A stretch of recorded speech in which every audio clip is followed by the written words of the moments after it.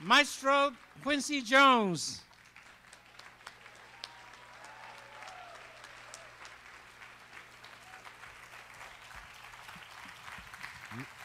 Share, share. Thank you. You're so kind. I just want you, everybody to know up front. Washer Chung Kwa Ren.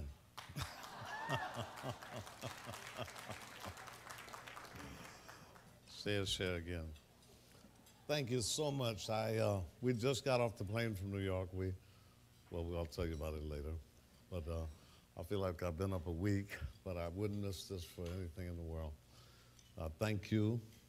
Proud to be here today as part of this very important and visionary committee of 100 conference, and to be so warmly introduced by my longtime dear brother and friend, John C.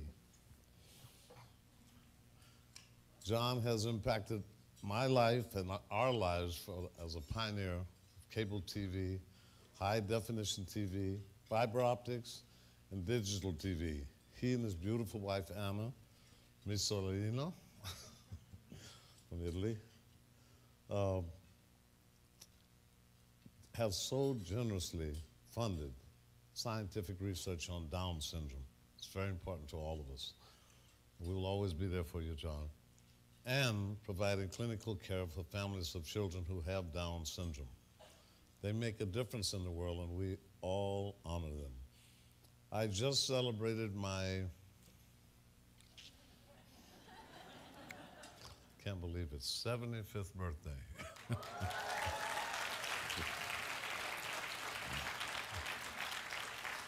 I didn't think, well, was the time I didn't believe I'd live past 35.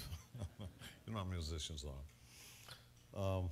During the last 60 years, I've had the great fortune and blessings from God to have traveled all over the world, and it wasn't until 2006 that I had the opportunity to visit the People's Republic of China for the first time, and have enthusiastically gone back to visit many, many, many, many times since then.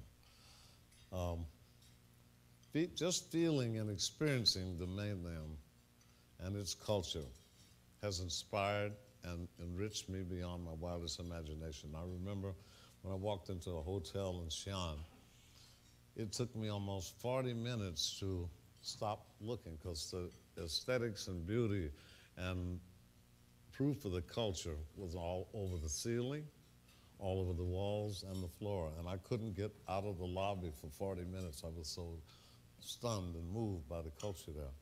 Really beautiful culture. In fact, John brought me a beautiful orange vase that I have in my home that I treasure very much. The sleeping dragon is not awakening, it's reawakening. And I was very surprised and impressed by the wide-ranging diversity of viewpoints and expression, as well as seeing a great country becoming more open to the world, a coming out party. Traveling in the world is part of my DNA. I started very early. The first time I saw Paris, I was 19, and it was 1953. It opened my heart, it opened my mind. I was multicultural. I could feel it from the bottom of my soul, and I was perceived as a creative person without any regard to color.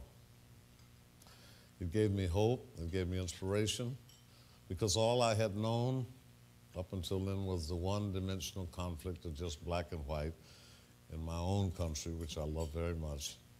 But this changed my perspective very much into truly seeing people as people, one-on-one. And a caring person and mentor from way back in the day, a great jazz saxophone legend, Ben Webster, he gave me very wise advice when I was very young and I began to travel. I went to Oslo the first time I ever traveled. He said, young blood, when you travel, you'll find that the soul of a country is defined. It's in the food, it's in the music and the tongue. So eat the food the people eat, listen to the music they listen to, and learn 30 or 40 words in every language. And I took his advice to my heart. It's been my credo ever since I was a young man. I started Serbo-Croatian, Turkish, Greek, French, Swedish. I'm studying Mandarin now.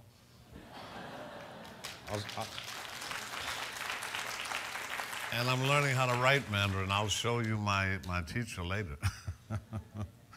and Arabic. It's just this one world now, and I love that idea. I waited for that a long time. The arts and entertainment bring people together. It really does. It eliminates all of the other foolishness. They allow the ties between us to flourish and grow. Even during times when differences between governments arise. The creative expression of artists like my good friend and brother, Yo-Yo Ma. Linda Bernstein for years was trying to get me to teach him how to say Yo Mama. No, I won't tell you about that. That's too ghetto. Yo-Yo Ma, he helped build bridges between cultures, giving us a better and a more peaceful understanding and appreciation of each other. Along with the gifted filmmaker Ang Lee, the Beijing Organizing Committee for the 29th Olympic Games appointed me as artistic advisor. It was honestly one of the proudest moments of my life. And I'm still very excited about lending my name and my input of whatever I have to the opening games of the ceremony.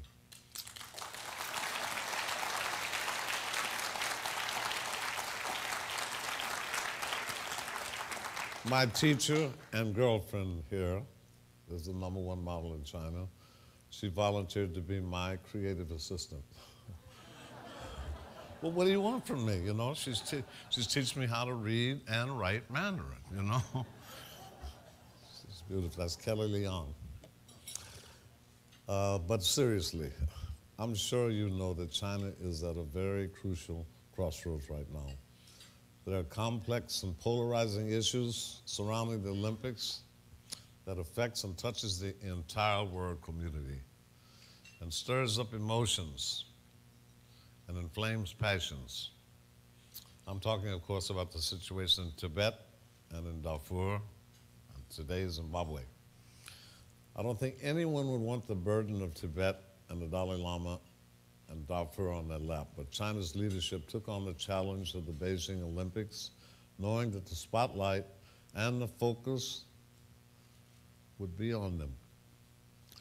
Warts and all, because the spotlight is on them, they now have the chance to show leadership and wisdom and change the world for the better. They are center stage, and I'm deeply concerned about Tibet.